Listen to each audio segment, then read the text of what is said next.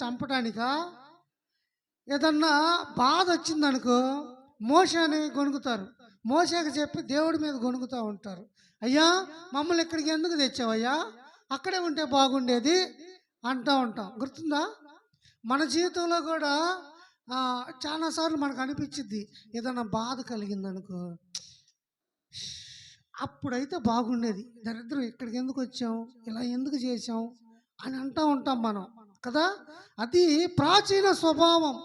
ఒక వ్యక్తికి ప్రాచీన స్వభావం అంటే పాత స్వభావం ఏంటిదంటే, ఆ రోజు నేను అలా ఉంటే బాగుండేది, నేను అక్కడే ఉంటే బాగుండేది, నేను ఈ ప్రార్థనకి ఎందుకు వచ్చాను, నేను ఇక్కడ సంఘం ఎందుకు పెట్టాను, ఇలా ఎందుకు చేశాను, అలా ఎందుకు చేశాను, అక్కడ ఉంటే బాగుండేది, అలా ఉంటే బాగుండేది అని మన పాత పాత పాత పాత విషయాలు గుర్తుకొస్తూ ఉంటాయి. ఇక్కడ దేవుడు అంటున్నాడు, నీ ప్రాచీన స్వభావాన్ని వదులుకో. పౌలు గారు అంటున్నాడు, నీ ప్రాచీన స్వభావాన్ని వదులుకో. ఐగుప్తులో నుంచి వచ్చిన ఇశ్రాయేలు ప్రజలు 40 సంవత్సరాలు ఆ అరణ్య యాత్రగా తిరుగుతూ తిరుగుతూ తిరుగుతూ అక్కడక్కడే దేవుడు తిప్పుతా ఉన్నాడు. ఎందుకు తిప్పుతున్నాడు? వారికి ప్రాచీన స్వభావము వారి నుంచి విడిపోవాలని. హల్లెలూయా.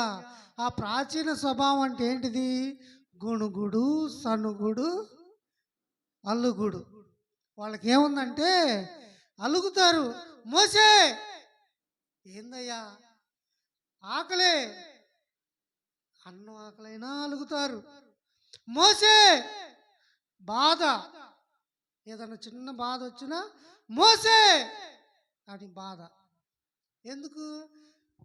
ఐగుప్తు దేశంలో ఆ సొరకాయలు బీరకాయలు తిన్న అనుభవం గుర్తొస్తుంది వీళ్ళకి. ఆడ బానిసత్వంగా ఉన్నారు చూసా, అది గుర్తుకు రావట్లే వీళ్ళకి.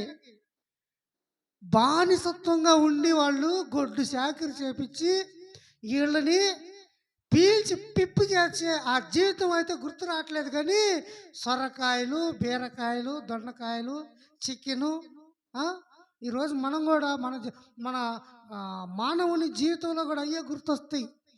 గడిచిన కాలంలో పాపములో శాపములో జీవించిన